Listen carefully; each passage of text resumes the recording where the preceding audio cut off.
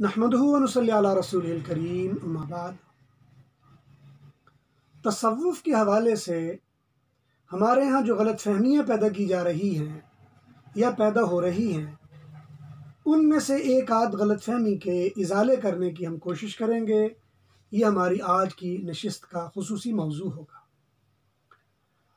اس میں جو غلط فہمی ہے وہ یہ کہ عجمی تصوف اور اسلامی تصوف یا عجمی تصوف اور عربی تصوف، اس ضمن میں جو مختلف آراء ہیں ان کے بارے میں ایک عام آدمی کا صحیح اور مثبت نقطہ نظر کیا ہونا چاہیے، یہ ہمارا آج کا موضوع ہے۔ بنیادی طور پر تصوف تزکیہ باطن کا نام ہے۔ ہم اس سے پہلے اپنی ایک آدھ مجلس میں تصوف کے بارے میں تعارف کے ضمن میں یہ باتیں عرض کر چکے ہیں کہ تصوف تزکیہ باطن کا نام ہے، اور تزکیہ باطن کے لیے کیا انداز اختیار کیے جانے چاہیے، اس کے ہاں دو تین انداز ہیں، اور ان تینوں اندازوں کے بارے میں جاننے سے پہلے یہ نقطہ ہمارے پیش نظر رہنا چاہیے کہ تصوف کوئی نئی چیز نہیں ہے۔ ایسا نہیں ہے کہ تصوف کوئی نئی پیدا کر دی گئی چیز ہے۔ تصوف بنیادی طور پر جس شریعت کو اللہ تعالیٰ نے دنیا میں بھیجا، جس نبی کو نبی بنا کر بھیجا، تصوف یا تزکیہ باطن ان کے ساتھ ساتھ آیا۔ لوگوں نے شریعتوں کو بدل دیا، شرعی مسائل کو بدل دیا، شرعی احکامات کو بدل دیا، اسی طرح تصوف کو بھی بدل دیا۔ اور تصوف میں ایسے معاملے داخل کر دیے گئے جس کی وجہ سے تصوف کو ایک گدلا تالاب یا گدلا دریا بنا دیا گیا، اور لوگوں کو ایسی زبانیں کھولنے کا موقع ملا کہ تصوف جس کا مقصد تزکیہ باطن تھا اور جو تصفیہ ظاہر کا باعث بنتا تھا، وہ لوگوں میں نجاست اور غلاظت پیدا کرنے کا ذریعہ بن گیا۔ میں نے عرض کیا کہ تصوف صفائی سے نکلا ہے، اس کا مقصد صاف کرنا ہے، اور یہ صاف باطن کو کرنے کے لیے آتا ہے۔ قرآن کریم میں اللہ نے اس کے بارے میں کہا، قد افلح من تزکا، کامیاب وہ ہو جائے گا جو اپنے آپ کو پاک کر لے گا۔ اور تزکا، تزکیہ، یہ اپنے آپ کو پاک کرنے کا نام ہے۔ زکا یزکی تزکیتاً، اس کا مطلب ہی اپنے آپ کو پاک کرنا ہوتا ہے، اور اسی سے تزکیہ نفس، نفس کو پاک کرنا ہے۔ تصفیہ باطن، باطن کی صفائی کرنی ہوتی ہے۔ اللہ تعالیٰ کا نظام ہے، انسان کے باطن پر گناہوں کے اثرات مرتب ہوتے ہیں، اور بعض اوقات وہ گناہوں کے اثرات انسان کو عمل سے بے بہرا کر دیتے ہیں۔ ہم کئی مرتبہ نماز پڑھ رہے ہوتے ہیں، اور حقیقت یہ ہے کہ نماز پڑھنے والے کو پتہ نہیں ہوتا کہ میں کیا کر رہا ہوں۔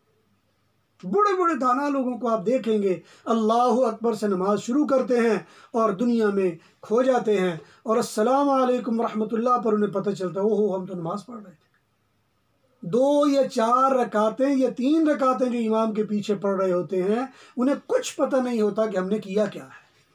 اصل میں یہ نفس باطن کے پاک نہ ہونے کی وجہ ہے، یہ نفس کے گدلا ہونے کی وجہ ہے۔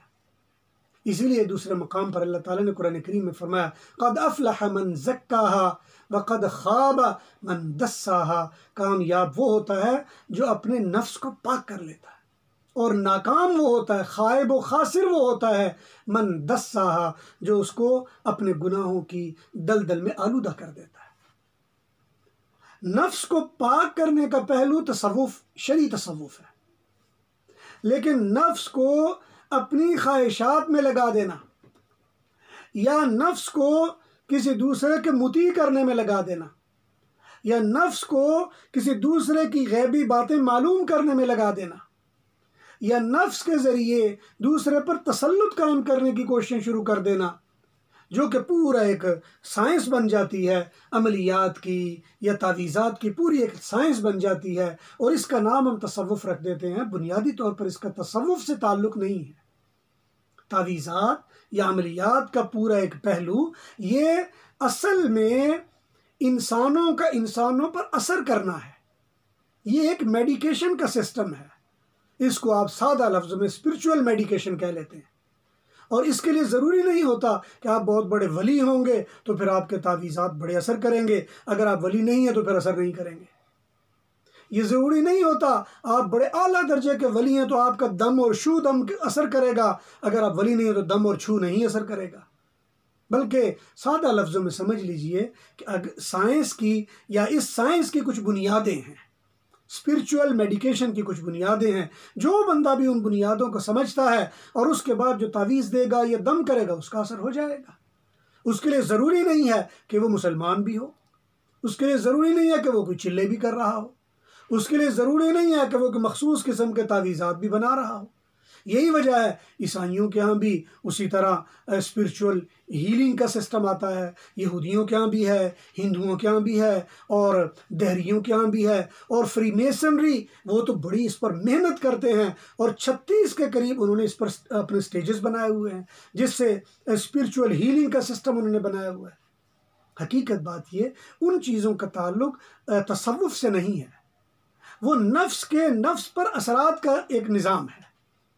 جبکہ شرعی طور پر تصوف اسے کہا جاتا ہے جس سے آپ کا باطن پاک ہو جائے، اللہ سے آپ کا تعلق قائم ہو جائے، گناہوں سے آپ کی دوری ہو جائے اور اللہ کی مرضی آپ کو اپنے دل میں اچھی لگنے لگے اور اللہ تعالیٰ کی ناراضگی آپ کو بری لگنے لگے. اسی لیے نبی علیہ السلام نے فرمایا کہ من احب للہ وابغض للہ، جب کوئی بندہ کسی سے محبت کرے تو اللہ کے لیے، کسی سے ناراض ہو تو اللہ کے لیے، فقد استکمل الایمان، اس کا ایمان کامل ہو جاتا ہے. اسی لیے حدیث پاک میں فرمایا کہ جو بندہ اس لیے کسی سے محبت کرے کہ وہ اللہ کو خوش کرنا چاہتا ہے، اس لیے وہ تصوف کا یہ انداز ہے، تصوف کا یہی فکر ہے اور یہی تصوف کا اصل مقصود ہے. لیکن بدقسمتی سے تصوف کے اس مفہوم کو نہ جاننے کی وجہ سے بعض اوقات صوفیات کے ہاں بھی ایسی چیزیں رائج ہو جاتی ہیں جس کی وجہ سے تصوف بدنامی کا باعث بن جاتا ہے. دعا ہے اللہ ذوالجلال سے جو کہا گیا سنا گیا اللہ حقیقی معنوں میں سمجھنے کی توفیق نصیب فرمائے. وآخر دعوانا الحمدللہ رب العالمین.